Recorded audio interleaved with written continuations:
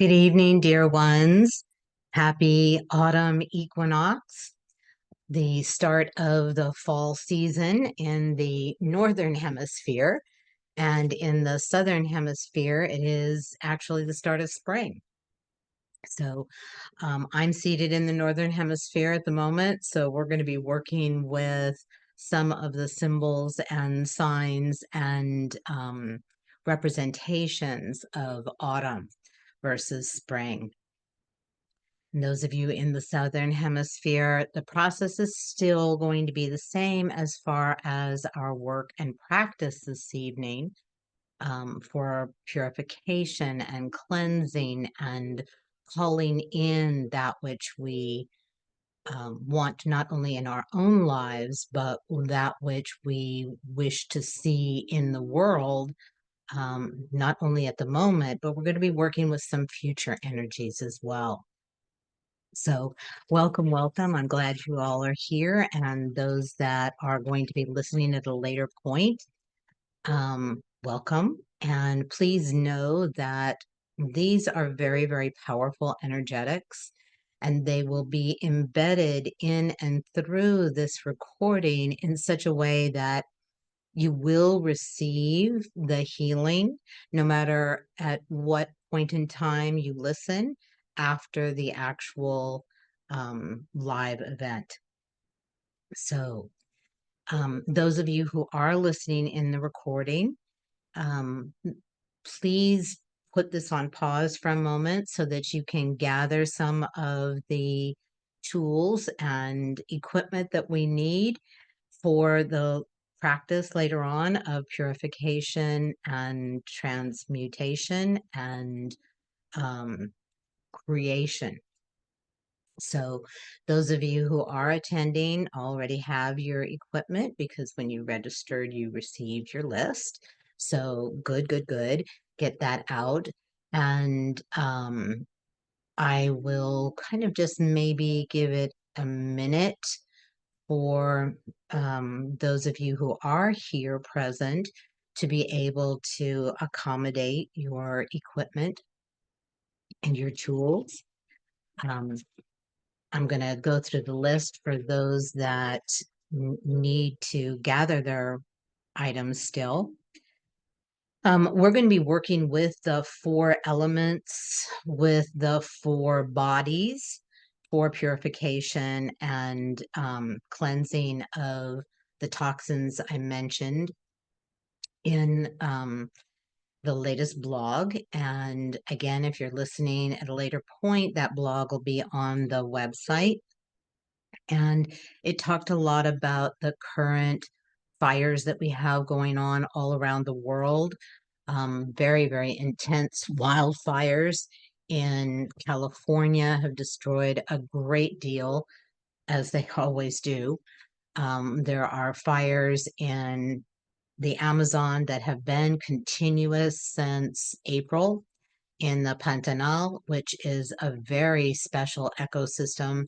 And there is still burning in order to clear land for roads and logging. And I mean, they're clearing the land for logging, but also burning so that the land can be used for cattle grazing, etc.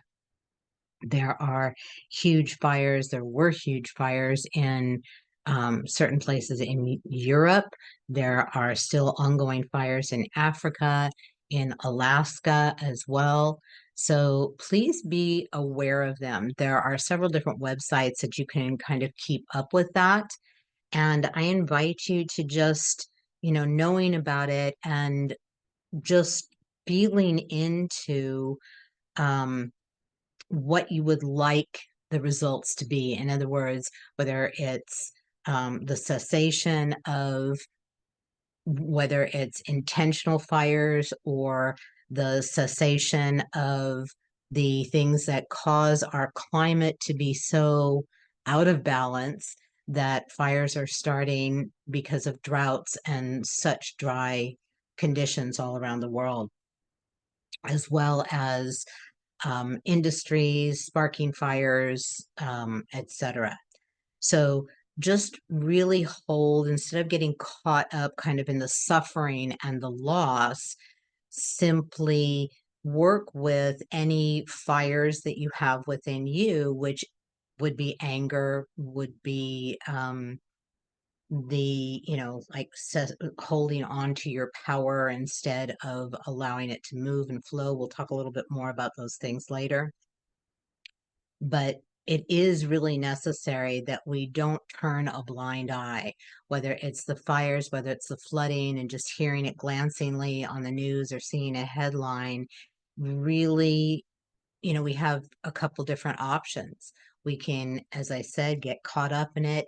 It will also, all of those aspects that are going on, whether it's in regard to actual nature on the earth, whether it's fires, floods, other causes that are damaging and destructive to the biodiversity, to many different aspects of the planet, or whether it is a question of, things that you're seeing in the world, conflicts, problems with uh, differences and separation, then, again, all of these sociopolitical, environmental, they all have a reflection in us. And again, I'll talk a little bit more about that later, but if you were able to read the blog, it has to do with our interrelated, interdependent, interconnectedness with the earth and her systems and our systems, which is why we're doing this deep purification tonight, because all of that creates toxicity within us, among many other things. Physical toxicity that we take in through the air, through our water, through our food, but also the emotional toxicity, the collective conflicts and hatreds and prejudices and violence. It literally affects your system, whether you are attuned to those levels of your body and your energy field, or whether you aren't. It still has a direct effect. The movement of the sun, the movement of the planets, all of this directly is related to our physical, mental, emotional, and spiritual bodies, not to mention, of course, our energetic bodies.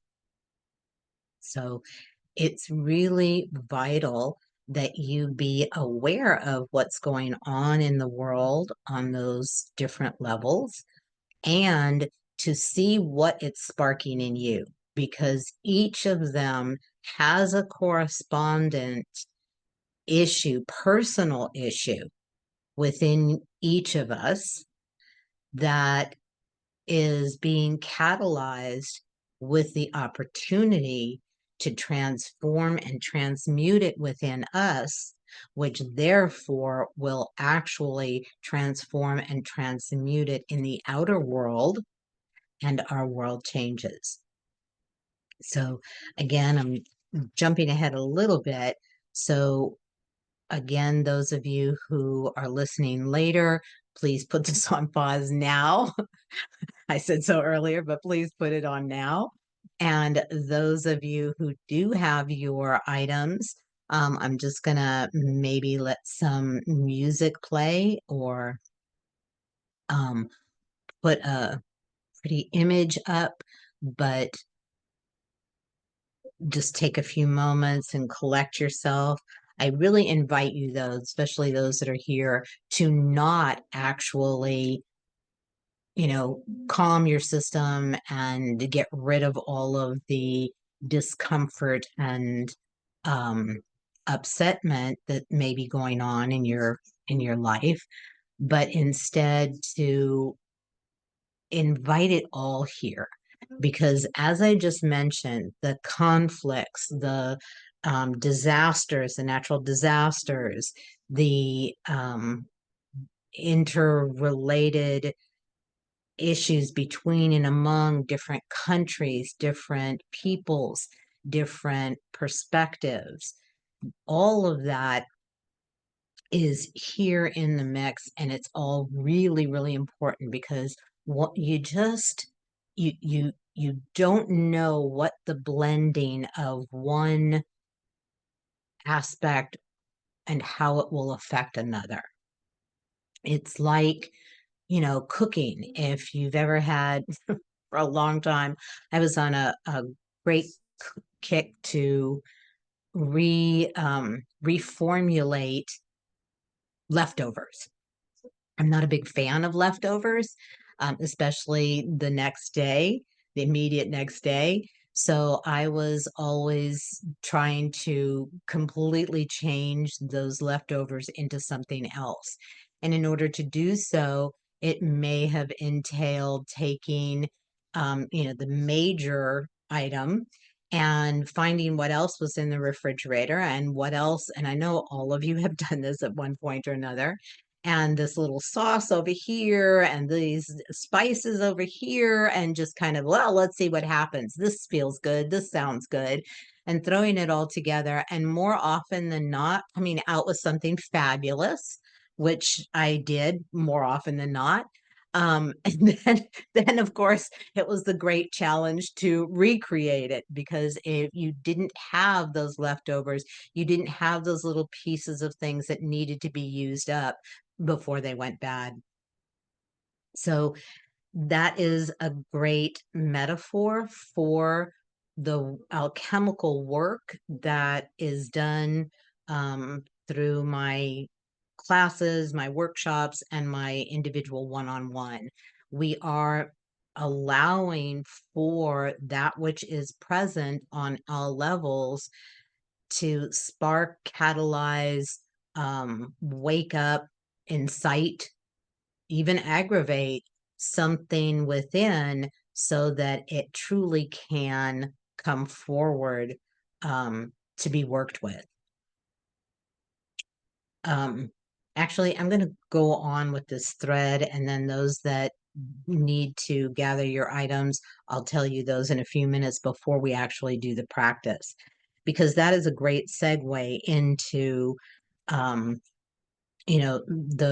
many types of conflicts, the many types of clashes, the many types of forms of separation that are going on and are being exacerbated. They are being ignited. They are being the flames are being fanned purposefully, because as long as all of that is going on, we are not able, as individuals, the people, we are not able to get our balance, so that we can stop and say, hey, wait a minute, I do not want this to go on. Let us gather together and choose differently, or I'm choosing differently in my life.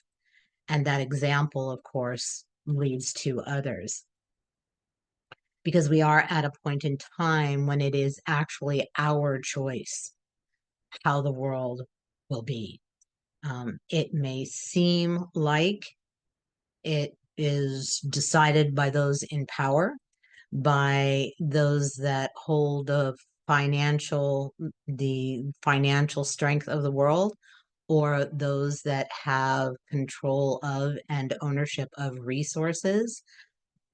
But in fact, that is not sustainable. It's not going to work anymore. It has been for thousands of years, but it is at a dead end. And so you see these representatives of that old way, be it autocratic leaders, tyrants, strongmen, um, governments that have been kind of pushed towards the far extremist viewpoints of old, or whether it doesn't make any, or whether you see it from a larger perspective, which again, in the work that I do, this will always play a part, is that on a galactic level, we have many, many, many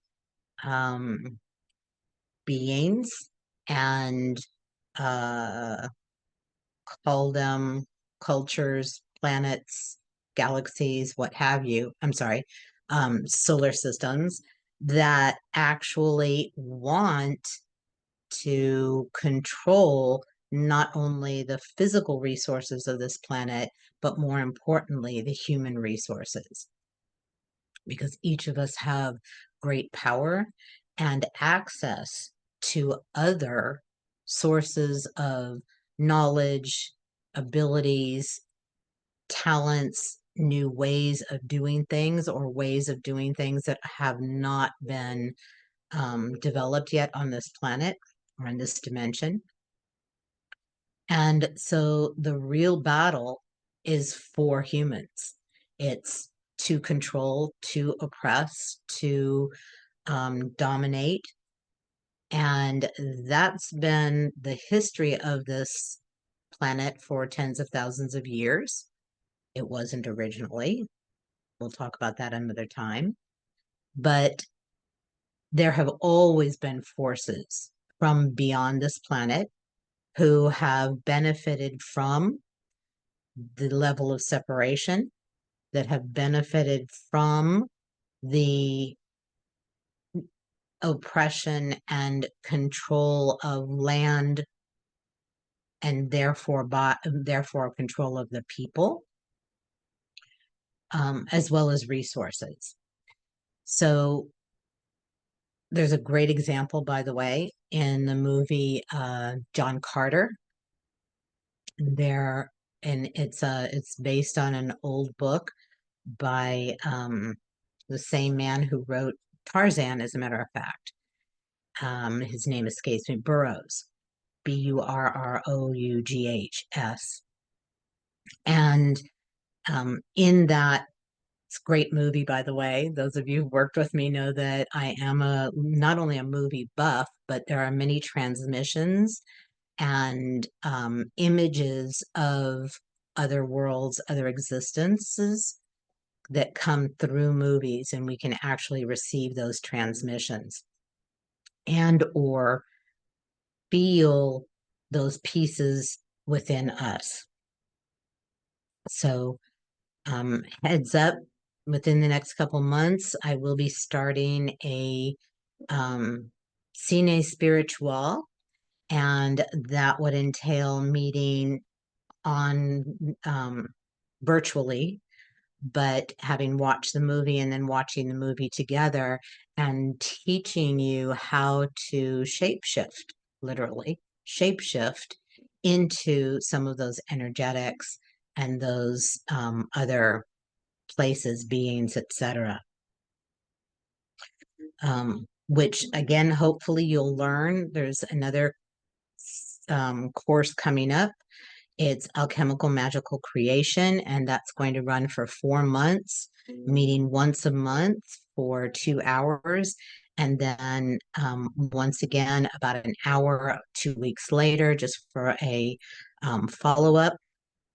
And in that, I and participants in the group will be identifying your connections to other worlds, realms, kingdoms, be it magical, be it from a galactic level, an intergalactic level, aspects of nature, connections of actually being an animal, or you know, a plant, what have you. We've all lived here thousands and thousands of lives. If you're here at this point in time on this planet, going through this evolutionary process, this huge evolutionary leap, then you are an expert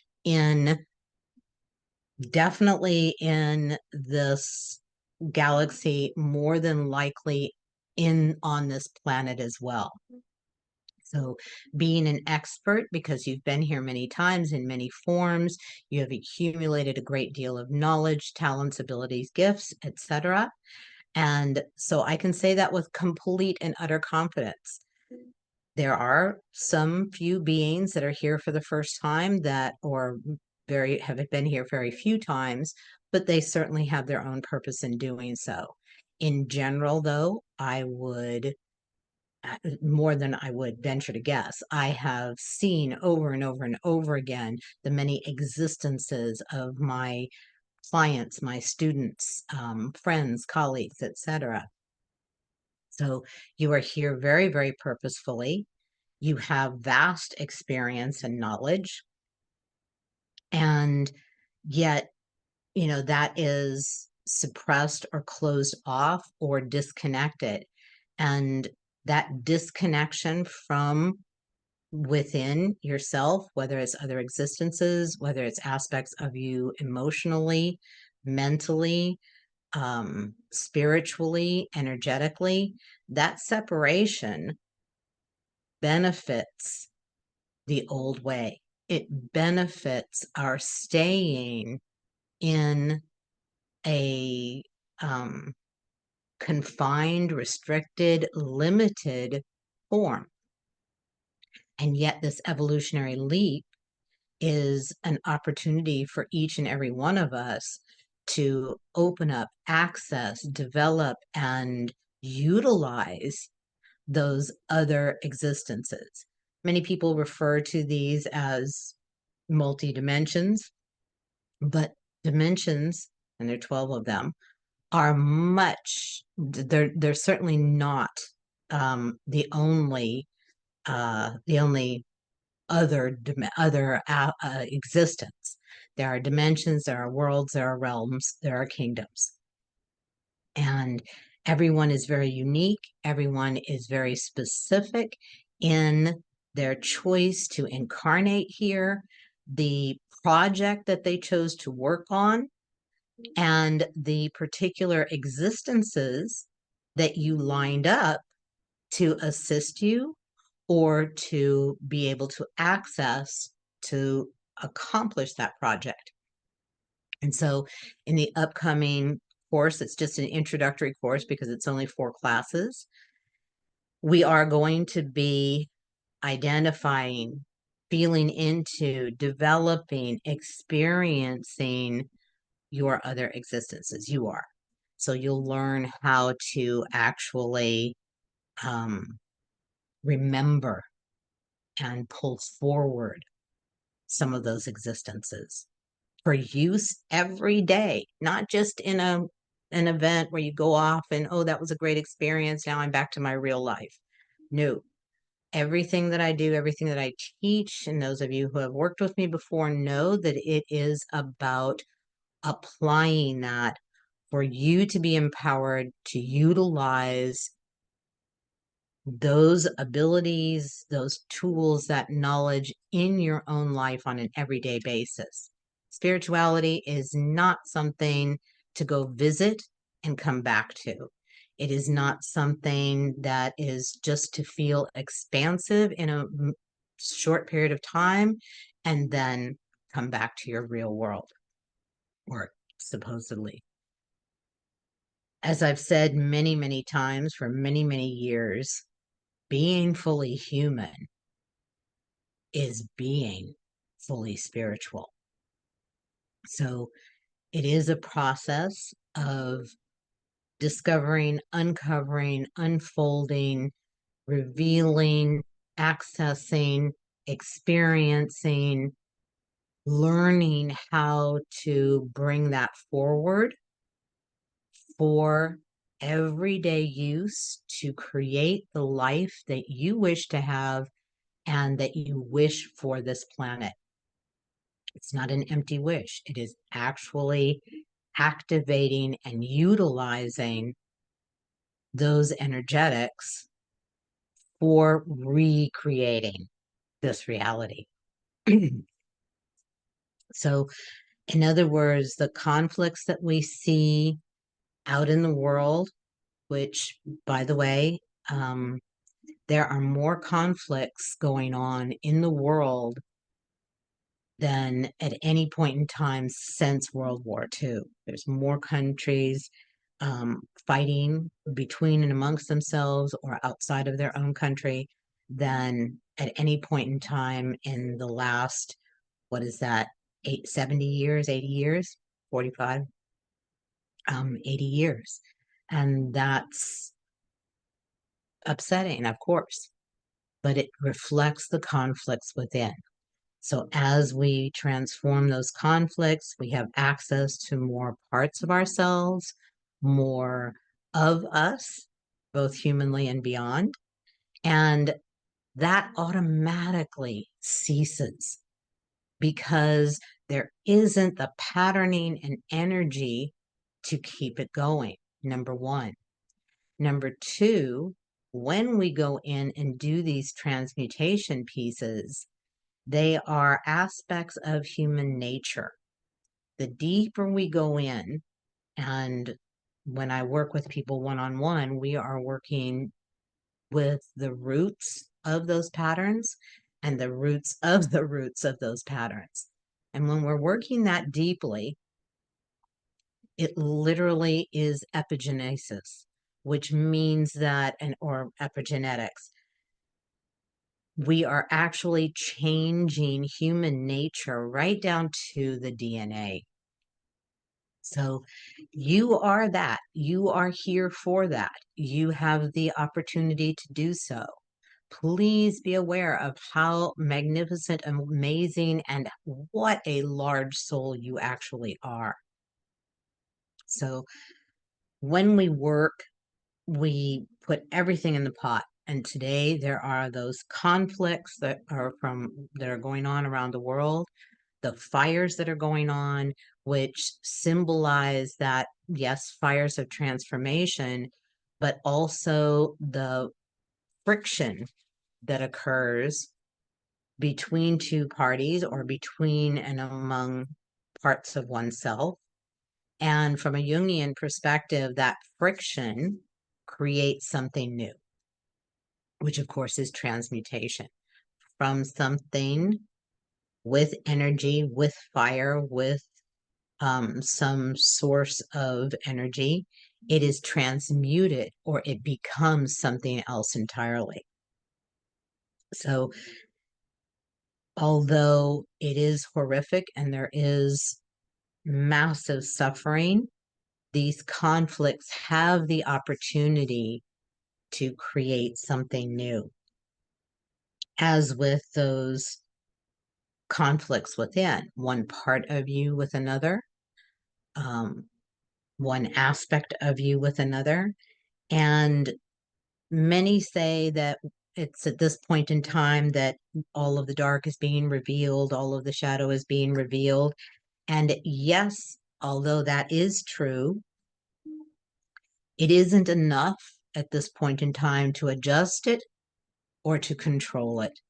It absolutely must be, and that's why it's intensifying.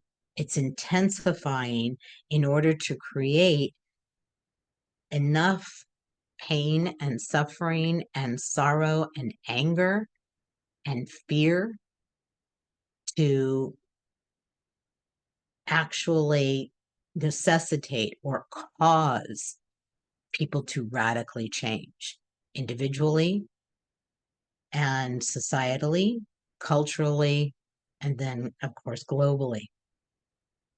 And normally when conflict or those intense experiences of pain, fear, anger, sorrow occur, we can go either way, one of two ways. In general, we can shrink, disconnect, and try to not experience fully what we are seeing and hearing. Excuse me.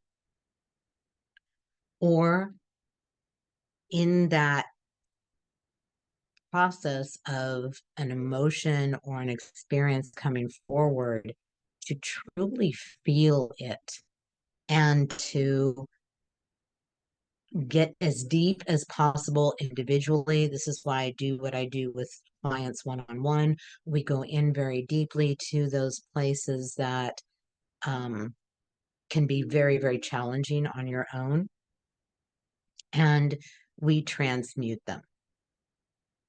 And here's the thing is there's a grave difference, and those of you who have worked with me know there's a grave difference between think feeling and truly feeling. We all think we feel, but until and unless you have gone through some deep processes of transmutation or even transfiguration, you don't realize what you don't feel. And my clients reflect that back all the time. And they are so much larger, so much more, so much more able to enjoy and feel and express their essence and their bliss after having gone through that process. So, see, just looking at my notes to see what else I wanted to touch on.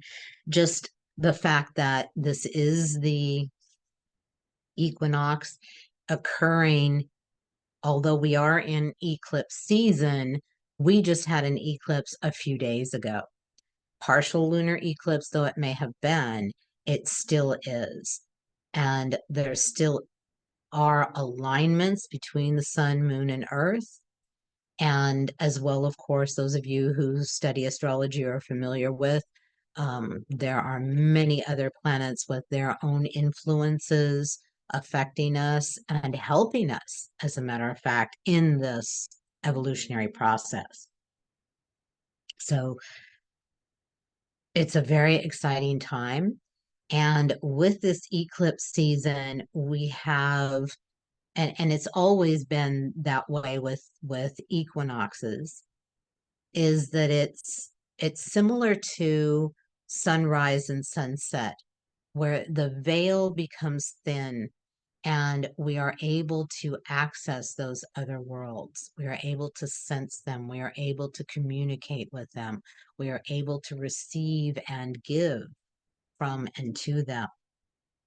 And so it's a very, very powerful time right now to be able to access other worlds and to commune with, communicate with, collaborate with. And we can do that so very easily through nature. And not only nature as far as our physical earth, but we also have what I would refer to as the nature of the cosmos. And that is the movement and alignment and cycles of the planets. And as well as the nebula, as well as the different other bodies within the cosmos. They all are here in on this process with us, and along with, again, the unseen helpers from either your own ancestry, those that you know that have passed, your connections through your culture, myth, legends. Everyone is here in on this because this is a huge project. It's a huge process that's really never been done before. Evolution has taken place many times, as I've said, but never within this short a period of time.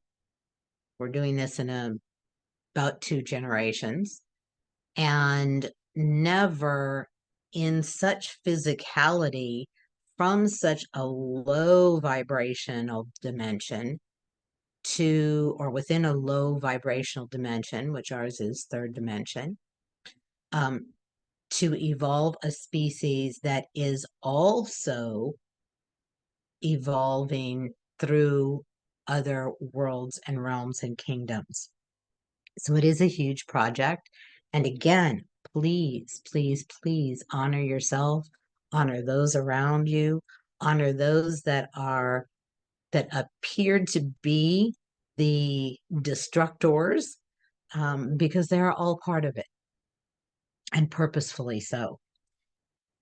Um, I think the other thing that, of course, always comes forward in an equinox is that in certain places on the planet, not everywhere, but it is, and that's what the word comes from in Latin, equal day and equal night. And so there's an implication of balance. There's an implication of moving from one polarity to another polarity. And this is, of course, most beautifully symbolized by the yin yang, that within each is a piece of the other, and that it is revolving. It is always moving. And in 3D, it kind of folds in on itself and comes back around. It swirls and turns. And that movement is really important, because I think many people feel that balance is about keeping things in balance.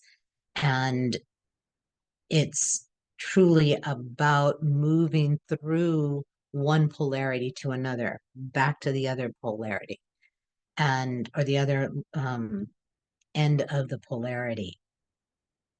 And this is really, really important for that forward progression. And there are many who want things to stay the old way.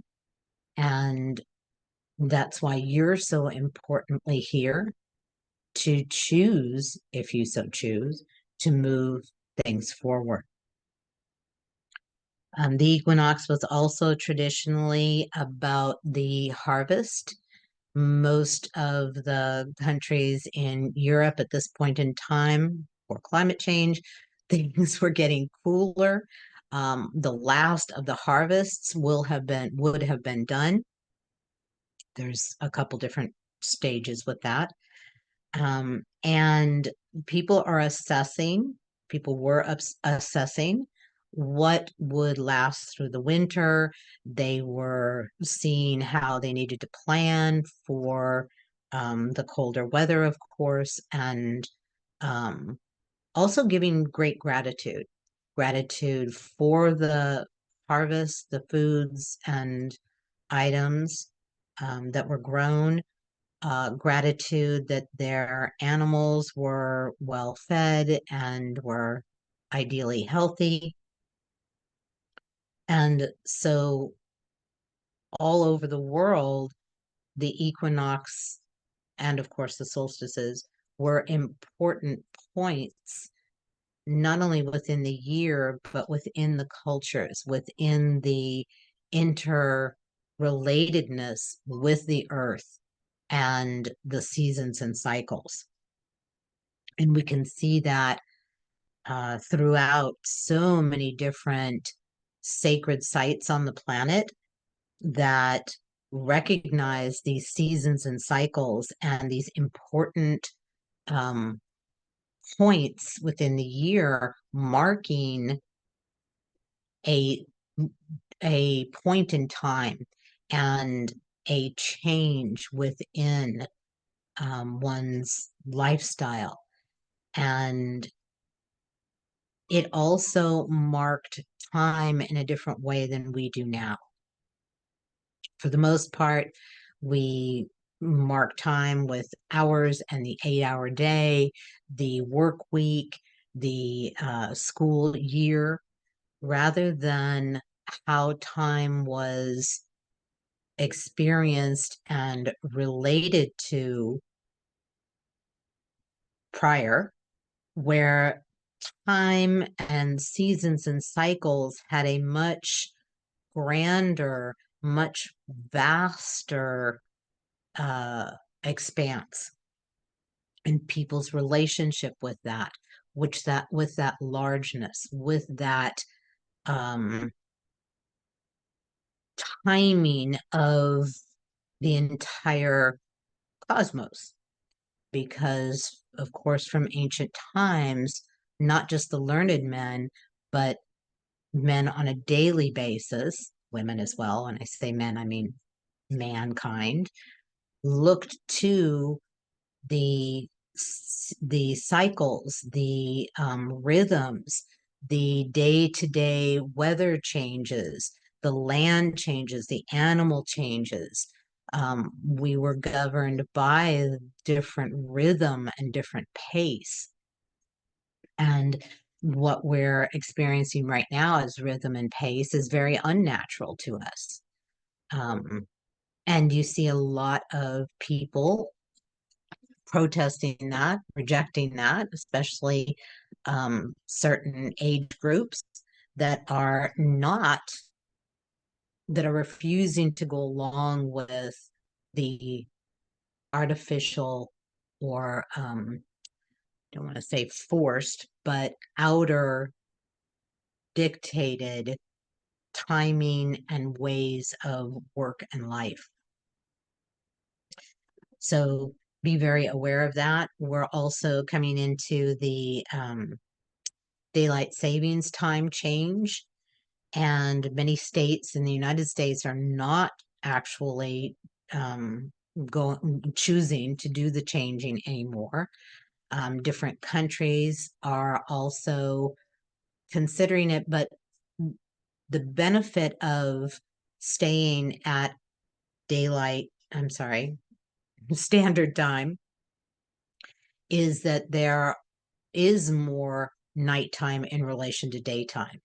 While we love in the summertime here in the United States, the daylight savings time, which allows us to have, enjoyment, light outside until 9 o'clock or later in the evening, it actually does affect the land. It does affect the animals. It does affect birds, everything, insects, if we were to stay on daylight savings time. So if you have the opportunity, please look into it and talk to your representatives, your congressmen, and do not allow them to keep it at daylight savings time. It really throws off the cycles of our bodies and the earth. And the last thing I want to bring forward are the ancient ways in which cultures around the world recognized, acknowledged, and worked with mathematics, astronomy, engineering, etc., to be able to build huge edifices of all sorts, or structures of all sorts, in alignment with the equinox, some also with the solstice, but most of them with the equinoxes. Many of you are familiar with Machu Picchu in Peru. I'm not sure if you are aware that there is a stone which does align with the 4 cardinal directions. And any other day, where it's placed, it creates shadow because the sun moves, the stone is there. On the equinox, the stone does not throw a shadow. It actually does not have that effect. That's just one. Many of you have maybe been to Chichen Itza. If you're very, very fortunate, you've made it a point to be there on the equinox, and the Great Pyramid there will reveal a snake actually slithering down the side of the steps. And again, very, very purposeful, very specifically designed to be able to align with the sun on the equinox. Another is Chaco Canyon, which is in the United States Southwest. And was not actually known until fairly recently, 40, 50 years ago. But there is a petroglyph of a spiral, and on the equinox, the sun falls through a space in the stone, and a dagger appears to go straight through and into the spiral. It's I've only seen it on video. One day I hope to, because it is very, very spectacular. I hope to see it in person. Um, Another are two different locations. One in the British Isles, the mounds, the burial mounds were developed, the passageways were built in such a way that, again, at the equinox, the sun shines through the passageway all the way through in one of them. I believe it's the Grange. And then in another one, it points to a specific spot within the mound. And again, they're just now learning a great deal of the cultural meaning and significance of those. Another is I have family nearby, so I've been to the Cahokia Mountains, which are in Illinois, right near the Illinois and Missouri border. And this was an amazing Amerindian culture that existed for thousands of years in this location peacefully. Um, and it was a very, very large central um, area, much like a city, or was a city, of 20,000 people, which at that point in time, it was in the 1200s. That was much larger than London, for example, and many other European capitals. And they built mounds, but they also had an alignment with poles placed in particular spots, holes within the ground that would align with and create the perception or the appearance that the sun was literally birthing out of the mounds on the equinox. So again, all of these different cultures around the world honoring, respecting, revering, learning from, aligning with, communing with this blending of the heavens, humans, the earth, or the underworld. Just to mention another, you can look it up. Angkor Wat is another sacred site where on the equinox, the sun hits the central tower, the largest, the tallest, and most central of the towers.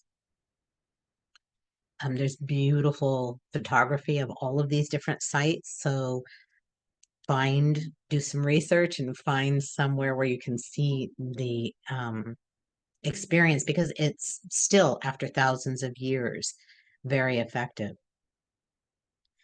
And I just wanted to mention the other the other prominent culture that recognized the equinox was the Greeks, and we can see that in the myth of Demeter and Persephone. And please look them up. Demeter was the goddess of the earth, and her daughter Persephone somehow stumbled into the underworld, and she was held there by Hades, and she resisted eating. But at one point or another, he tempted her with pomegranate, and she ate 6 seeds. And so she was going to have to stay with him as a result. But Demeter appealed to Zeus, and he stated that she could She would have to stay with Hades for 6 months of the year, but then could come back to the earth and be with her mother, who was absolutely brokenhearted, of course. And so we're starting into the season right now. The equinox is where Persephone is moving into the underworld. And again, we see them as myths, we see them as stories, but there is specific basis for and a concerted effort to memorialize, to keep in connection with, to honor and respect and value the earth, the seasons, the cycles, the inhabitants of the earth, the land, the plants, the animals, the insects, the birds, the fish, the waters, the air, the fire, whether it's from the sun or the hearth fire in the home. And we have become so disconnected from these rituals and ceremonies that we're suffering. We're suffering on levels and in ways that we are not even aware of. And so it's really, really important that we do these rituals, that we do these ceremonies, that we reconnect with the earth and aspects of the cosmos so that we can reconnect and re-feel our importance, our significance, our magnificence in relation to and in relationship with all that goes into this reality. So now, yes, I am going to invite you to put it on pause and to go gather these items. And again, those of you who have already had the list and have your items, please get them handy, because we are going to be using the 4 elements for the purification of our 4 bodies. So, earth, I would invite you to just go outside or dig into one of your plants. If you live in an apartment, don't have access to outside dirt or soil, just take some of the soil or dirt from one of your plants. And you don't need much, just a little bit, maybe a tablespoon or 2, and have that in a piece of paper of some sort, or a little cup or container. And also you want another couple of tablespoons. And of course, those of you who have gardens or are in the process of planting or would like to plant things, you can certainly get larger pots, more dirt. But you want a piece of paper. You can use something as simple as a piece of newspaper from an ad, or a little small piece of material, and you're going to be burying that in the earth. So keep that in mind when you're choosing the material or paper. And then the container can be a paper cup if you want to place that into a biodegradable paper cup, if you want to place that into a container to grow a little plant. So in other words, you're going to be burying some of the dirt and you're going to be utilizing the rest of the dirt to plant something. And then as far as water, I would invite you to get just a couple of small glasses or shot glasses. You can do that as well. And some water.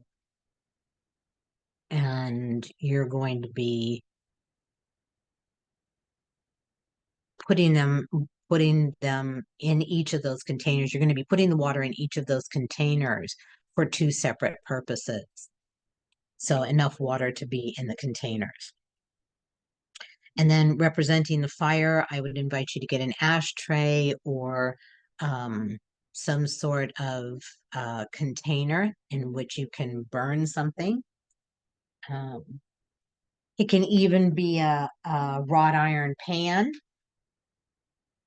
And looking for my little container, I have a little, there it is. Oops, a little cauldron, and it is heavy and wrought iron, and I use this to burn things, or any non-flammable container that you choose.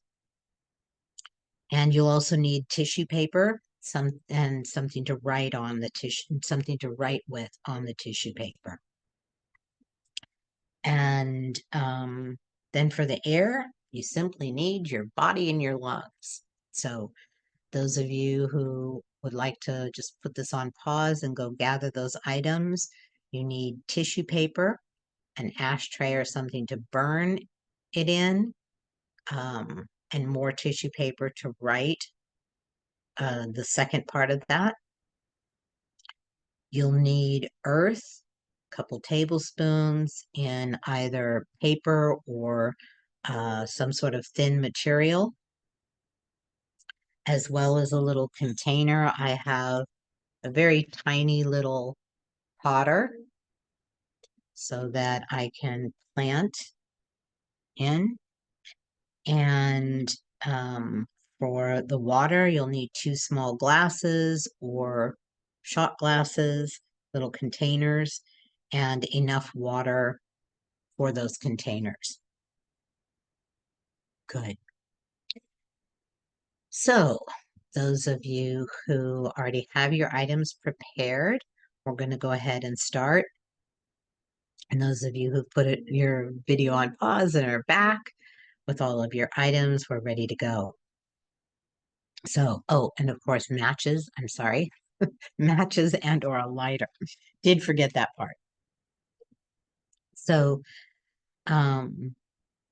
as always, we're going to start with just an acknowledgement of yourself, an acknowledgement of all the helpers that are here with us this evening.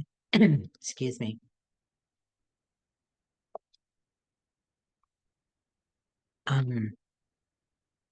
And these particularly animal teachers can come in many different ways. I have a friend and colleague who lives in the Southwest, and so she's able to actually encounter a lot of the animals in the physical, as well as other friends in other parts of the world, and they have more access. Those of us who live in suburbia or in urban areas, we don't have the opportunity to see a snake slither by. So you can receive the information, the teaching from snake teacher, for example. They will show up in some other form, be it you notice someone's bracelet, snake bracelet, or you're flipping channels and there is a documentary on snakes, and or someone is wearing snake skin like material.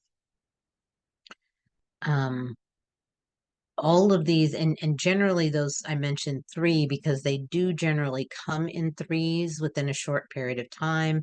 It could be as short as a matter of hours, 24 hours, 48 hours, but they usually appear very close to one another. They're trying to get through to you in some way. So despite the fact that you may not have access to wildlife, please notice. And again, that's one of the things that we'll be working with and learning in the alchemical magic creation class, is how to communicate and collaborate with so many of the helpers that are constantly in our environment, whether we live in an area with, lots of nature, or we live in a very urban setting, they will still be available. And those animal teachers that have presented themselves in the lead up this week through the eclipse, through now the equinox for this event, is Snake, as a matter of fact, very, very prominently. And as well, more strongly than probably anything, is Vulture. Vultures have been just coming forward for friends, clients, colleagues, myself. And the vulture is an amazing teacher. We balk at its ugliness, many people do, but it is a very beautiful teacher, a very significant part of our cycles of life and death. And they're presenting themselves for many different reasons. I invite you to explore the Tibetan burial process or deathing process. It's not a burial, but in fact, the vultures are considered dakinas, or very sacred beings, who play a significant part in the crossing over process. On a very physical basis, vultures actually benefit humans by keeping under control the amount of bacteria and other dangerous to us, dangerous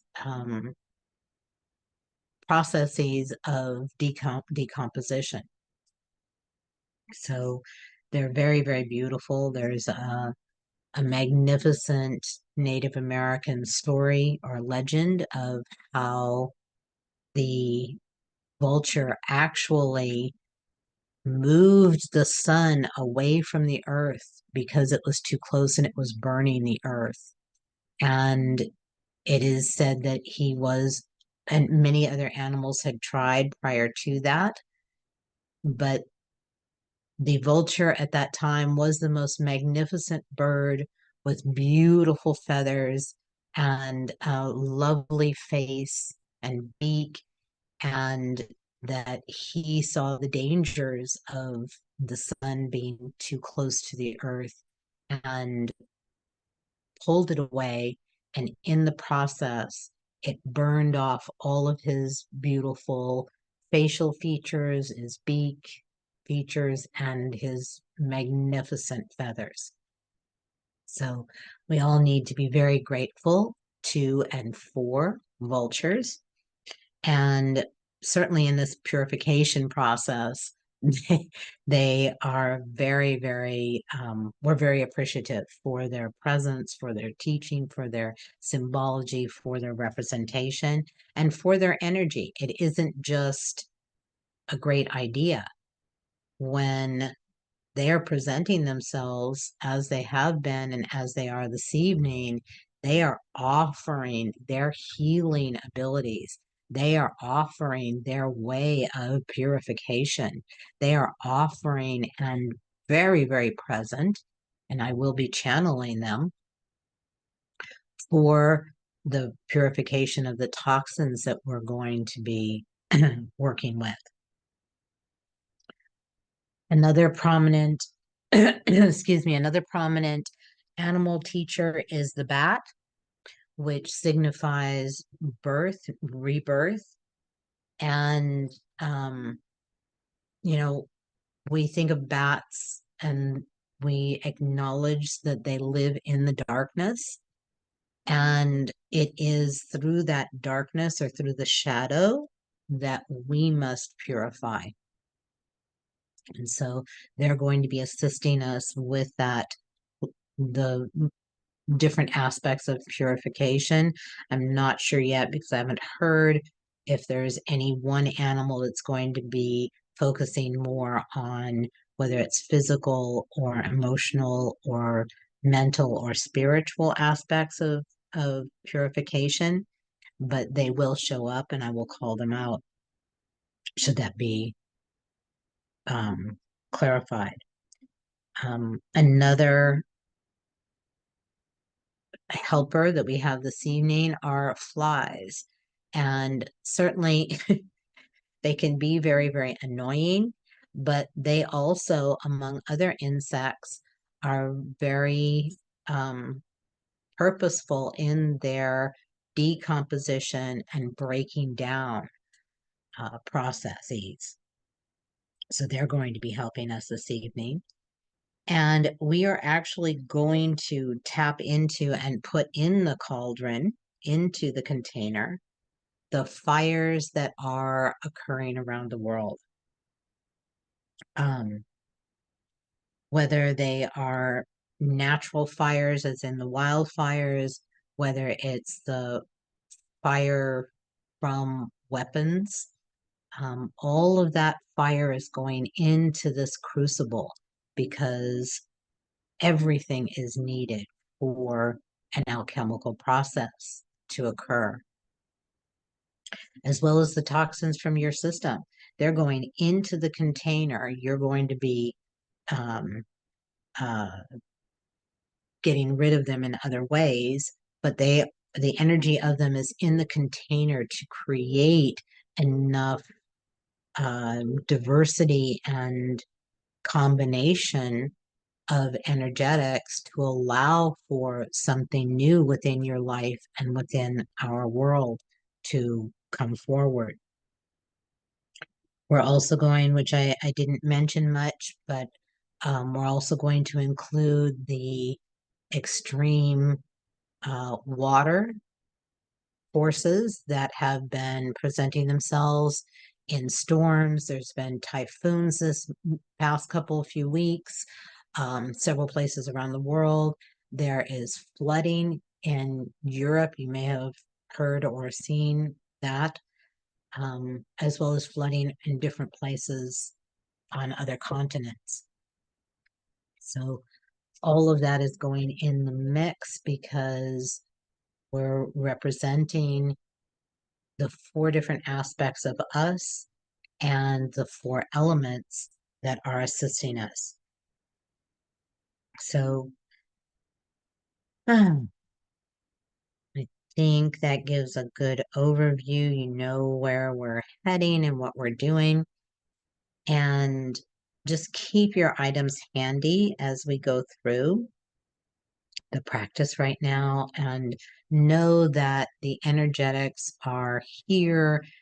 These are not just acts or just actions rather, or ritual, but in the process of doing so, it is activating and purifying your system. And then I'm going to have us all in a very deep energetic where the processes will continue. So I think we're going to start with the mind, cleansing the mind and thinking, because that is generally uppermost and foremost to us as humans. And in order to do that, I just invite you to kind of settle into your chair or couch or floor, pillow, whatever you may be sitting on. And we're going to be doing some breathing. Initially, we're just going to allow for your breath, however it is. Don't effort, don't do anything with it. And then we're going to do some vagal breathing. And vagal breathing actually activates the vagus nerve, which allows for relaxation, but it also allows for a deeper entrance into your system, physically, emotionally, and otherwise. Let me back up one step. Before we start anything, as you're seated, I invite you to say to yourself or out loud, I am asking and I am allowing my body. I am asking and I am allowing my energy field. I am asking and I am allowing my emotional body. I am asking and I am allowing my wider self, which is your soul self. I am asking and I am allowing my guides, teachers, masters, angels, all to join me here and now, assisting and guiding me in this process of purification, renewal, rebirth, bringing my system to equanimity, equipoise,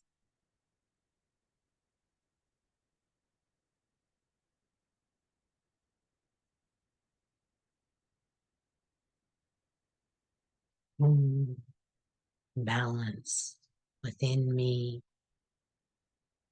and around me.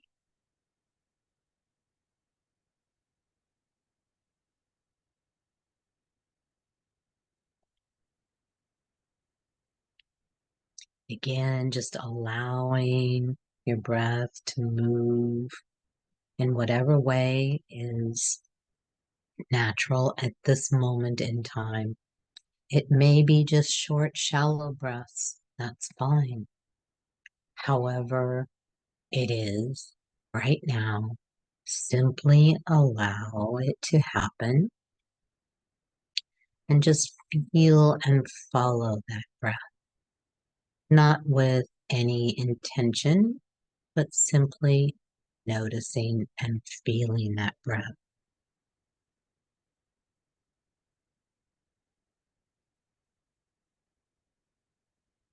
And after a few of those breaths, I'm going to invite you to take a deep breath. And oftentimes we're taught to breathe from the belly. If you are able to do so and are trained to do so, that's wonderful. Otherwise, I would just invite you to feel the expansive width of you as you take a breath.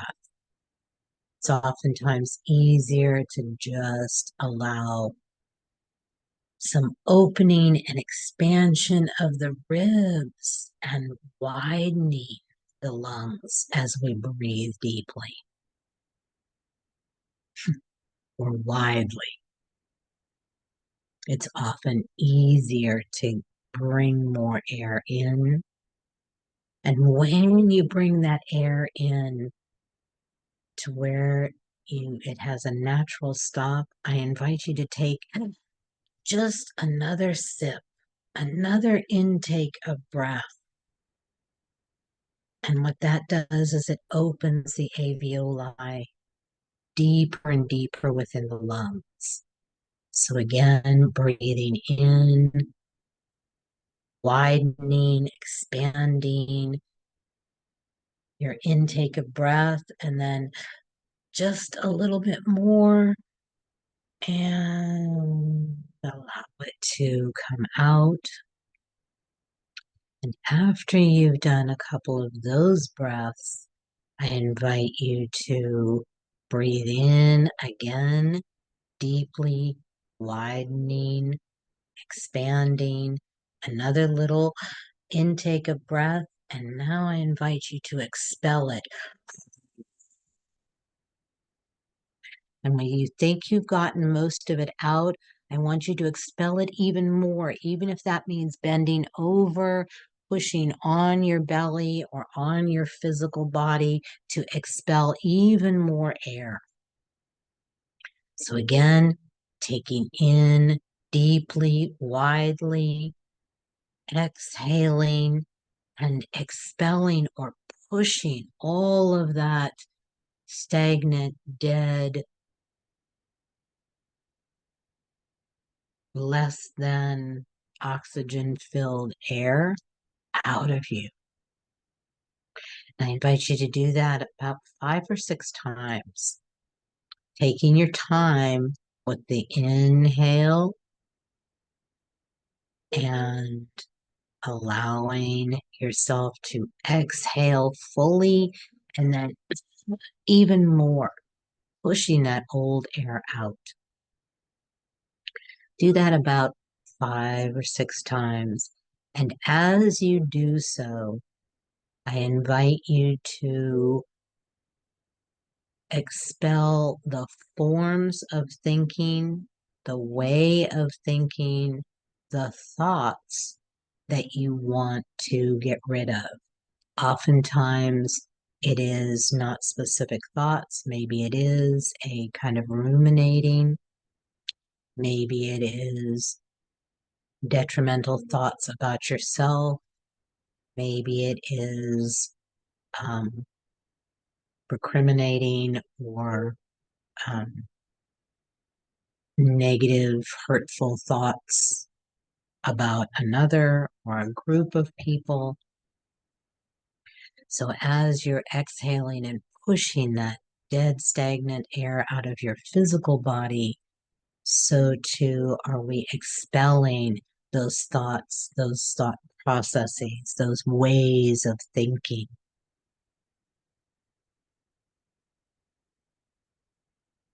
And again, at least 5 or 6 of those breaths. Give you a minute or so to do that, couple minutes.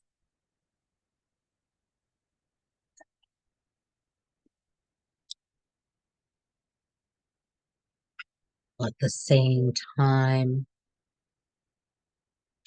I'm calling in and calling upon the element of air itself, the sylphs, ancient air beings who oversaw and worked with air to purify it, to lead it, regulate, oftentimes to play with.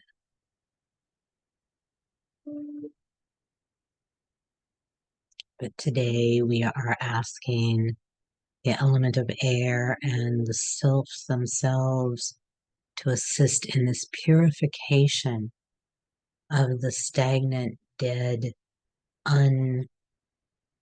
lacking in oxygen, pockets of air within our physical body as we dispel and expel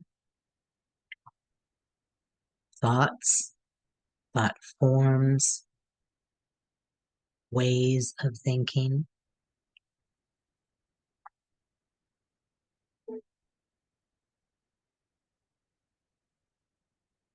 And please take your time in this so that you can truly feel the expansion of your lungs and the cleansing of your lungs and all the many branches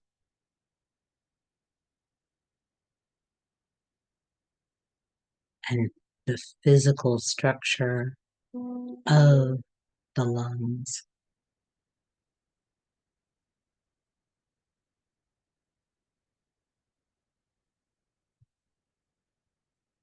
Good.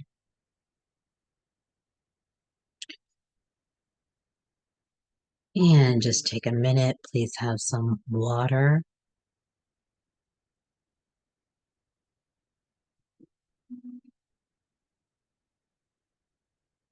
And we're going to move on to the purification of the body.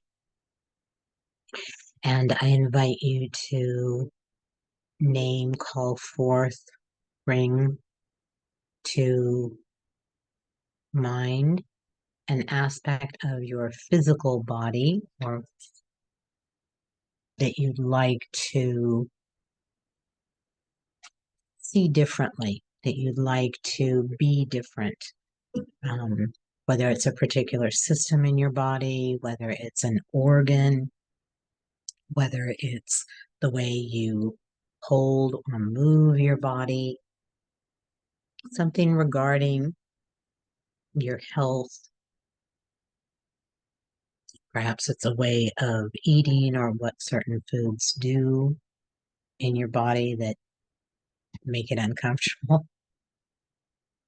And I want you to bring that not just to mind, but bring that physical part of your body to the foreground as you are putting the dirt into the piece of paper or material that you've chosen. It doesn't have to be large, just a piece of paper about that big, a little bit, tablespoon or two, and really cup it in your hand, the dirt in the paper, the soil in the paper.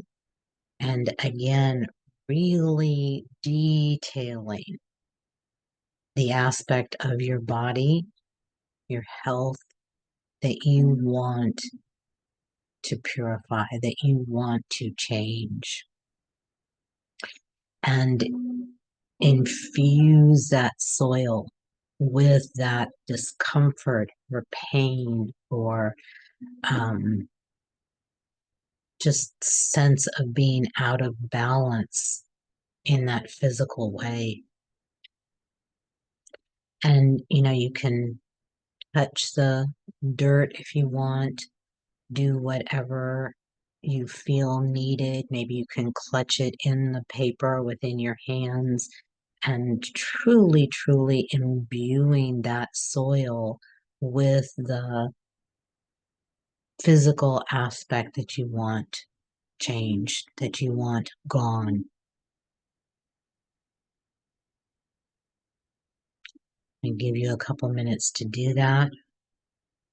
And eventually you are going to take this piece of paper or light material with the soil in it, and you are going to bury it.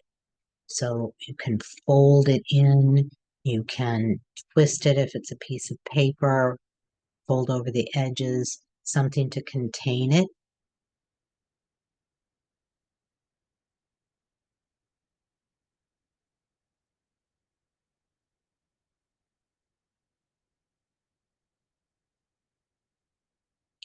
I'm really channeling deeply the earth, the soil, all that comes of the earth. And what's coming forward right now is the tree of life.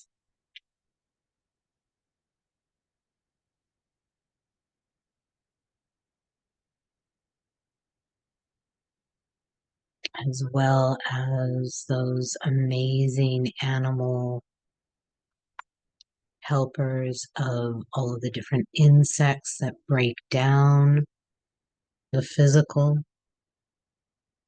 all of the others that actually ingest and purify in that way, such as the vulture and other animals.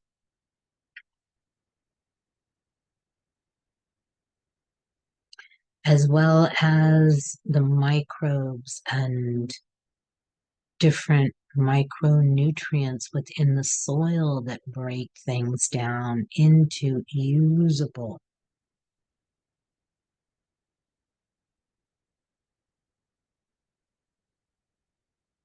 nutrients. I invite you to bring forward all of the honor and respect and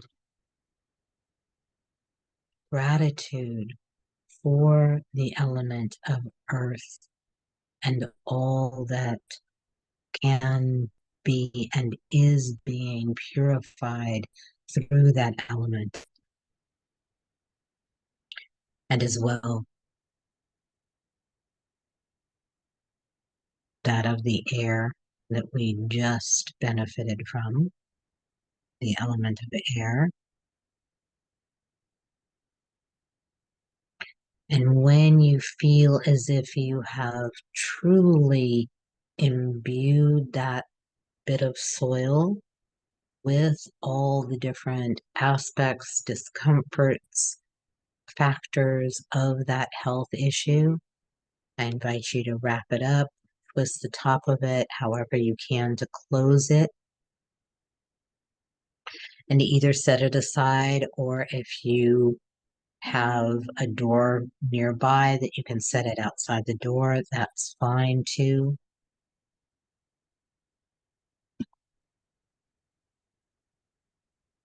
And truly trust and know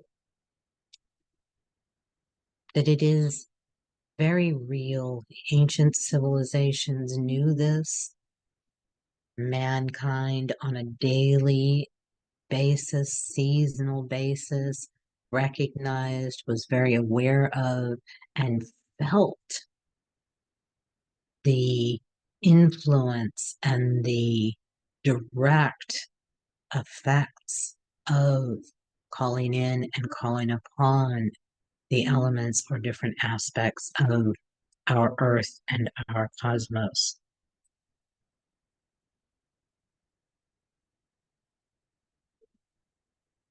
Now we are going to call in and call upon the element of water and the undines, which again, from a particular ancient civilization, they were beings and they are still beings who oversee, regulate, assist, care for water, different bodies of water. And I invite you to take one of the glasses with the water in it. And I want you to, those of you who are aware of or familiar with Professor Emoto's work with water, know that you can actually infuse water with thoughts and or emotions. And that is what we're going to do right now, is infuse that container of water with the emotional aspects or the emotional challenges or the emotional ways of you, be it a type of reaction, be it a lack of reaction, that you would like to have the element of water disperse, dissolve, and purify. So holding a glass of water in your hands and just allowing the emotion to come forth. Maybe it is anger that you've been experiencing. Maybe it is sorrow. Maybe it is fear. Something that has been very present in your life currently, and the way in which you experience it, and the way in which you perhaps react to it, the way in which you don't react to it. Oftentimes, numbing is as painful, if not more so, than actually feeling the emotion.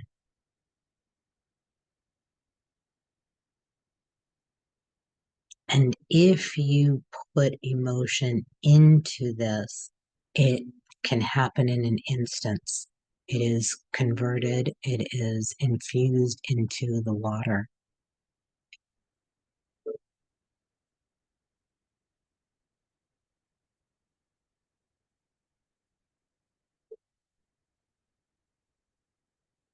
And again, at the same time, I am transmitting and amplifying all of the energetics here to purify your system. In this moment, your emotional body,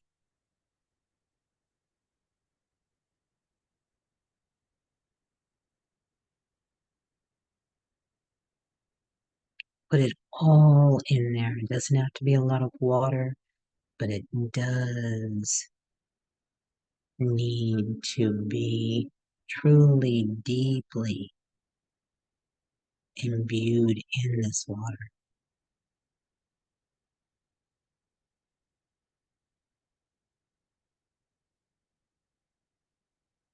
For it is out of your discomfort and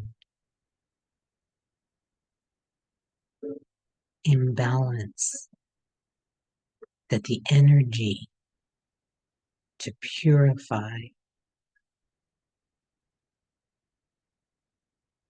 is amplified, energized.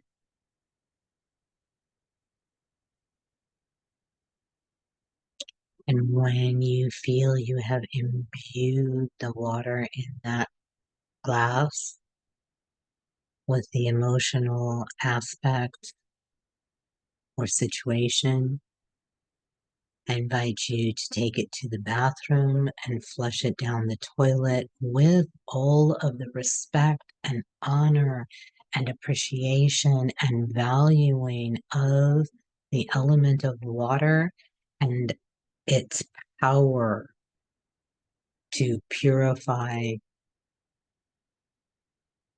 and dissolve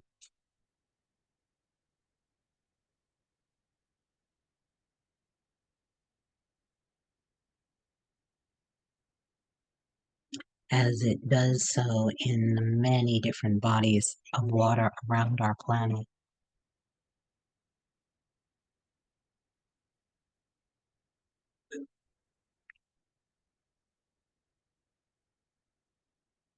Give you a moment to go do that.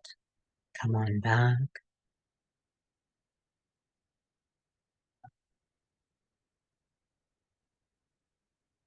And again, with all of the gratitude, appreciation, respect, honor, and valuing of each of these elements as we call upon them and rely upon them to assist us. They are always offering.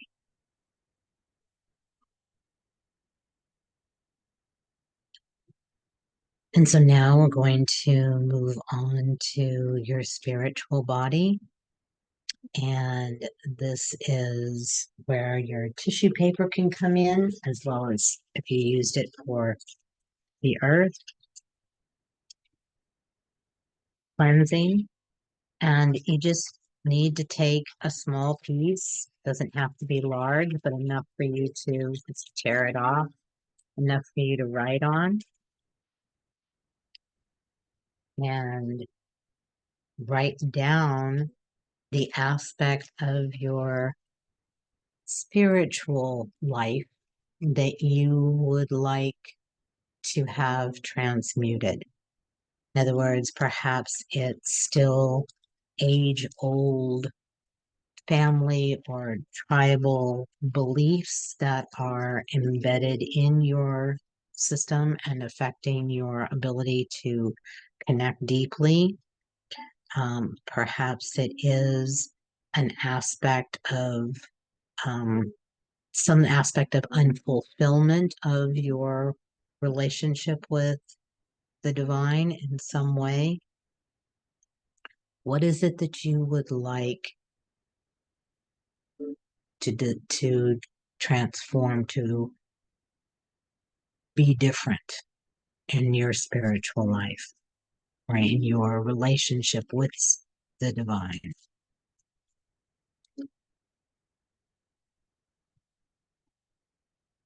Write that down. Doesn't need to be extensive. You know, and the divine knows what it is.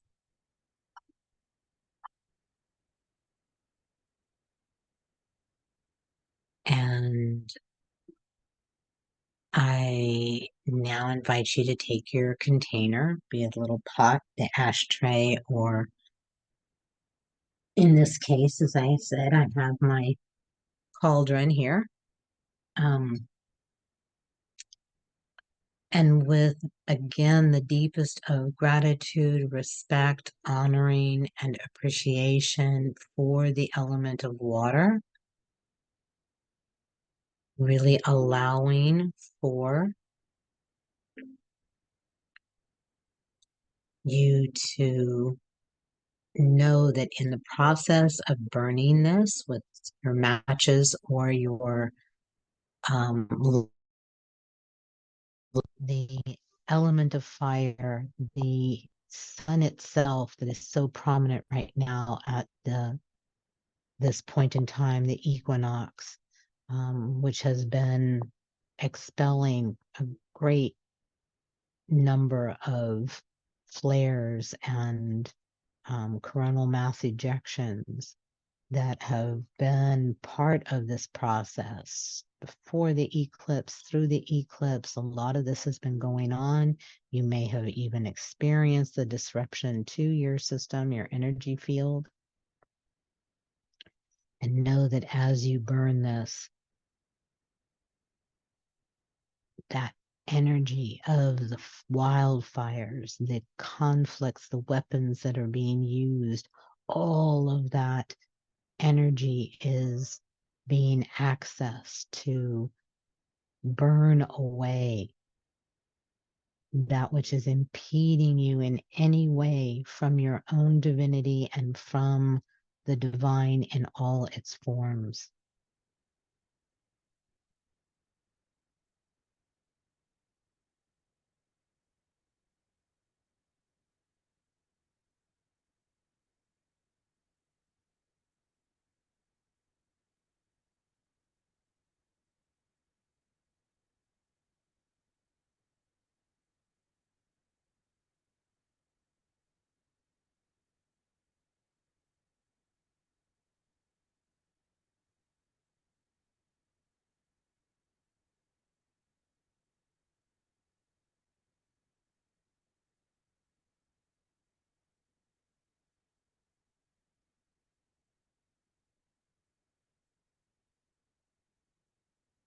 Mm.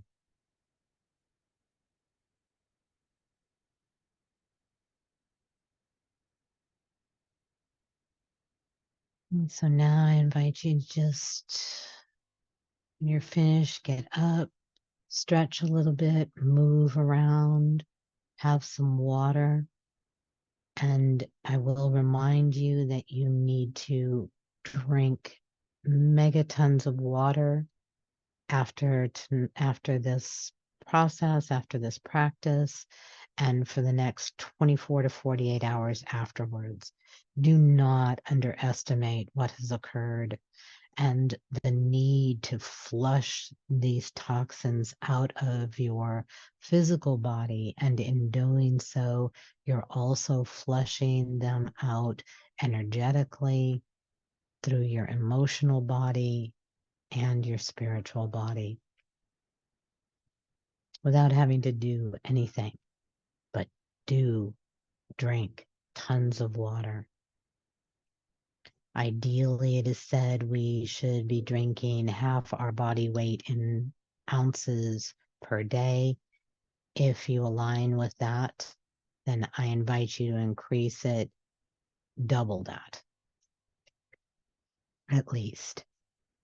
Because once we're finished here, the processes will continue. In other words, there's other levels of you where throughout, if you're listening to this at night, tonight, the equinox, or hopefully in the evening another time, it will be working throughout the night. And even if you listen to this in the daytime and do the processes and the practices in the daytime, that night, and probably for the next night or two after that, again, the toxins, the detrimental aspects that you chose to name and invite the elements to purify will be doing so. And so now we're going to invite in that which we do want. And that's why we needed the second glass of water, etc. So let's start with the mind again, or the mental body. And we're going to do some more breathing. And this time we are going to do the vagal breathing that I mentioned earlier. And that is breathing in deeply, holding it for a couple seconds. And then you're going to extend that exhale, but not in a push way, but simply in an allowing way, allowing the air to move out of you. And this time I invite you to do this through your nose. The inhale and the extended exhale. Ideally, at least double the amount of the inhale. And particularly inviting the vagus nerve to be activated in that process. And this allows for the autonomic system and your nervous system to activate, because now we want to invite in the ways of thinking,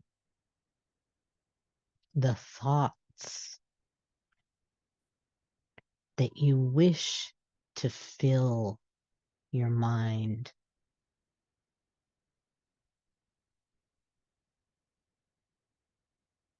And again, breathing in deeply and then gently but long exhale through the nose. And that's allowing the element of air to bring in thoughts, ideas, imagination, ways of thinking, affirmations that you can repeat and embed in those, in your thoughts, your way of thinking.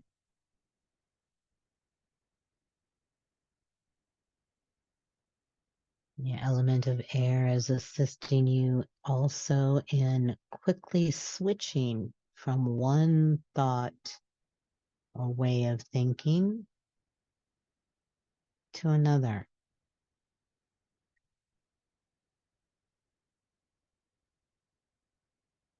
To forestall that ruminating or thought loops that we so often find ourselves in.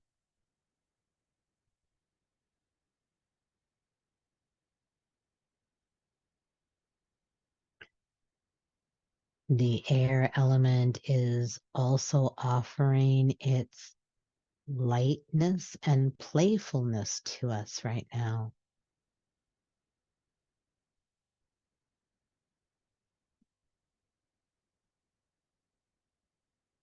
So that you have access to the playfulness of the imagination and the dreaming and the wishing in your mental body.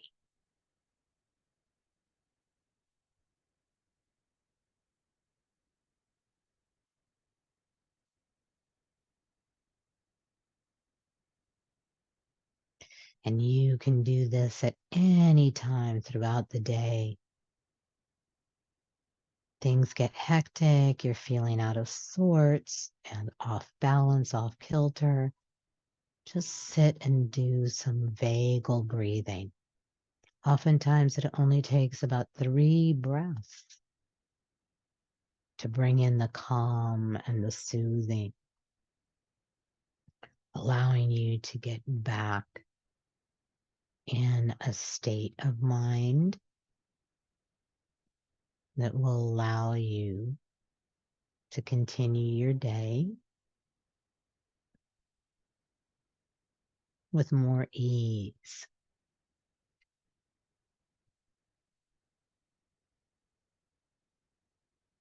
Good.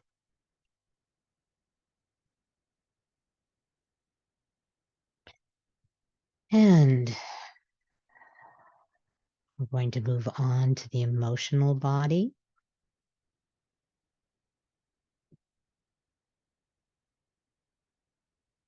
Again, please have water in between all of these processes, practices. Again, do not underestimate the energetics that are being transmitted to you and through you. So now with your other glass of water, I'm going to use my big glass. I want you to take that glass and wrap your hands around it. And this time you're going to be infusing this water with words, phrases that you want your physical body to hear and feel and experience, particularly in that area that you worked with to expel, or that system or that organ or that physical pain, imbalance, dis-ease. So I brought an example of, this is a bottle of water that I keep. These words are actually printed. You can purchase them. They stick on. But what I do with other containers of water, why is that one so difficult to see? It's, this one happens to have bliss, radiance, and harmony on it. But you can take a piece of Scotch tape and simply write on this piece of Scotch tape or put it onto the glass. You can have this on your glass every day. Whatever water, whatever emotional aspect that you'd like to bring in. So again, for right now, you're just going to do this. You're going to fill this glass of water with the emotional state that you wish to bring in and intake. Whether, again, on that particular bottle was radiance, bliss, and harmony, just bring in those words that will allow you to feel emotionally well, happy, harmonious, peaceful, balanced.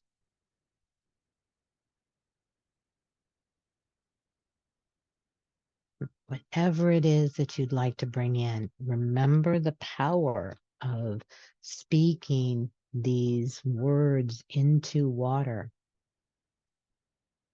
Water will pick them up like a magnet.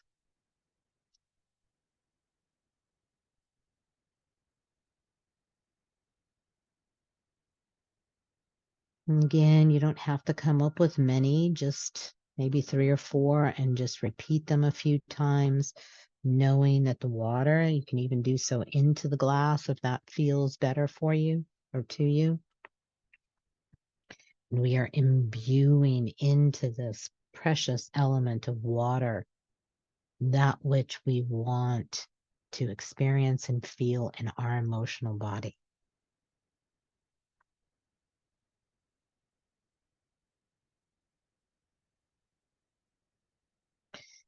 And when you've done so, I invite you to drink that water. Take that water in. Allow it to flow in and through your system in gratitude and honor and respect and valuing of the power and intelligence and offering, blessing that water gives.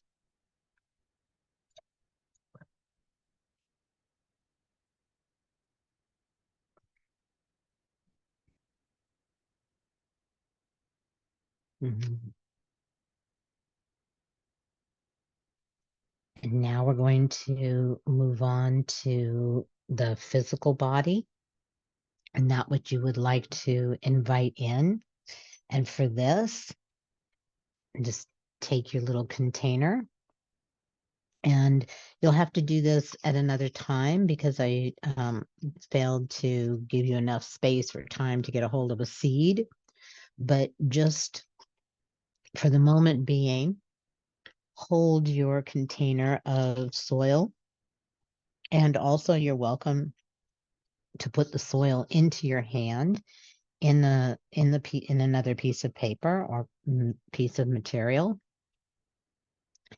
and hold it in your hands, and you're going to be planting the seed or seeds of health and balance within your physical system, within your physical body. Whether it's, again, maybe a way in which you'd like your skin or your hair or your, I hesitate to say weight because that has so much around it, but if there is something out of balance that's preventing you to be at your ideal weight, again, not for looks or societal demands, but because you feel better.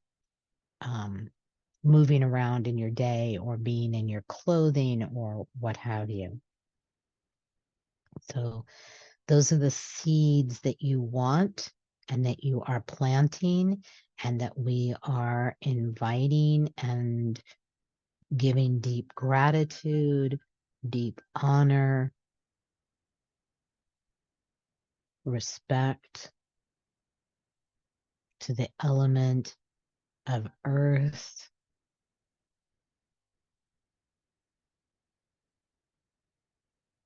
with the knowing that once a seed is planted, yes, you can tend it, but it is not you that actually makes it grow. It is the divine and the divine intelligence within the seed, within the soil,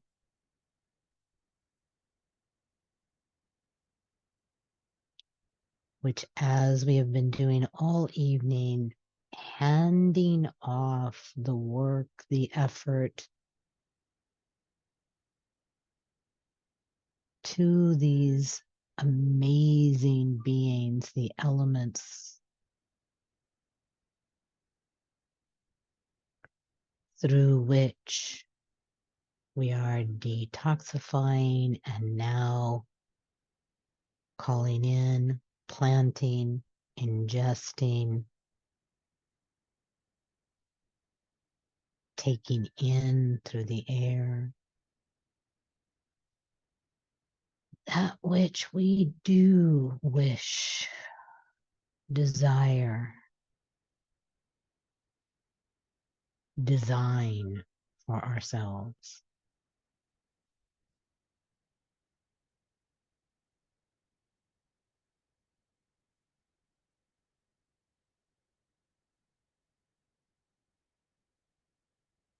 And let yourself feel the soil, all of the little critters and insects and microbes and micronutrients in soil that work together, cooperate to allow for growth.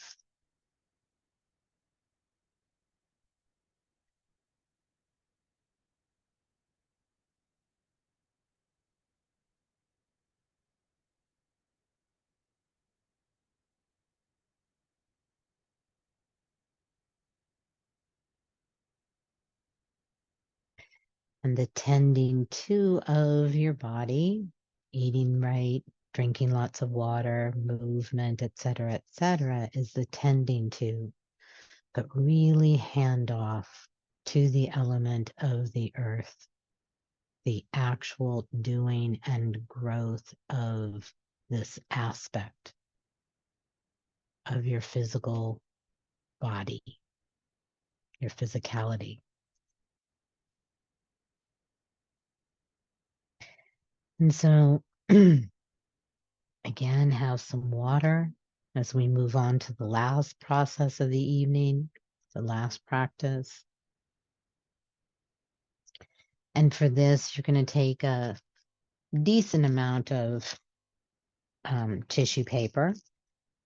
You can take a large piece of paper or 2 pieces of paper, depending on the size of your ashtray or container that you're burning in. And on this, you are going to write the spiritual aspect of yourself that you want to call in.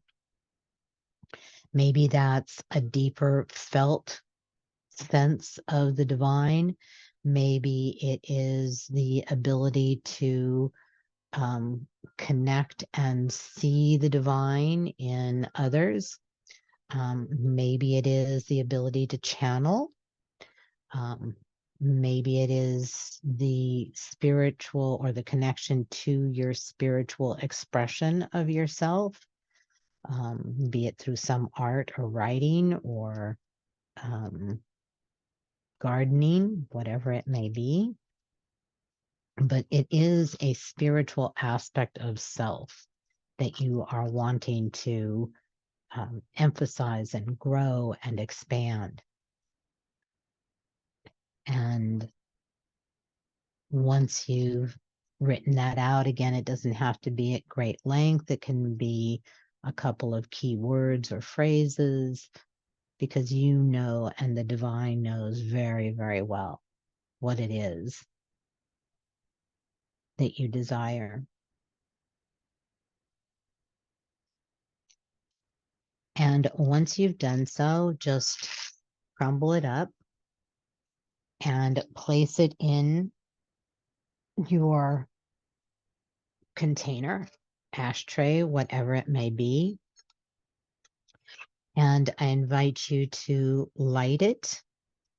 And once it is lit, to watch it very, very carefully and closely for any type of figure, symbol, shape, impression, whether it's in the burning or thereafter. I don't know if you can see that. There is so often a message, and as well, you're knowing that as you burn that and the smoke rises up, it is going to what is oftentimes referred to as the higher levels. I'm not one for hierarchy, so I don't see higher as better than lower, but it's rising up to the heavens, if you will. And we have been working all evening with this, the equinox representing the divine or the heavens, the human being body, and the underworld or earthly world. So you can do that at any time, just really watching the paper for any signs, symbols, appearance, maybe an animal it looks like, and just make note of it and give deep gratitude and respect and honor and humility. And by humility, I mean awe to these 4 elements and their ability to assist us and remind us how we have, for thousands of years, connected with, communicated with, collaborated with, cooperated with, and communed with the elements, the seasons, the cycles, the cosmos, the earth, and all the inhabitants on it and in it.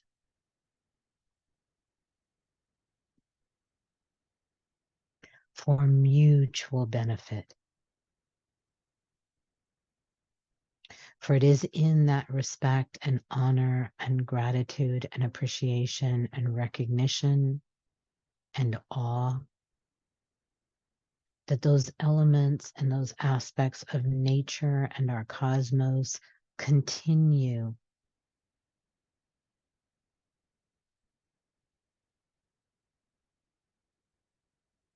for it must be in relationship. That was the original design and what is most needed at this moment in time. Please contact me, reach out for any questions, any clarifications, any assistance. Andrea at healersuniverse.com, and or on Facebook. You can reach out to me on my personal page or the Healers Universe page. I hope you really recognize and hold in great respect and honor and awe yourself and your choice to not only incarnate at this point in time, to work, and it is work every single day if you are on any sort of path, spiritual path of transformation. And please know that I am truly in awe of those that I encounter, whether students, clients, friends, colleagues, humanity in general, and what we're attempting to do. And as always, I invited the Young Living Essential Oils to be a part of this process. And I would invite you to utilize them. Please contact me for more information and for a read of what oils would be ideal for you at this moment in time. But the ones that did come forth and have been actually participating throughout this process this evening are, of course, the oil blend of harmony, the oil blend of transmutation, the oil blend of into the future, and the oil blend of Sacred Mountain. For this evolutionary leap is the sacred mountain that we've all been shooting for and climbing towards, moving towards. And last but not least, of course, is ylang ylang. Ylang ylang is a single oil, meaning that comes just from one oil, that the plant ylang ylang, that allows for equanimity, balance, if you will, mutual duality, so that there isn't duality or non-duality, but that both are recognized and included in this process, just as both the sun and the moon, the inner, the outer, the destructive, the creative, all of these beautiful polarities that we have the opportunity to experience and explore and commune with.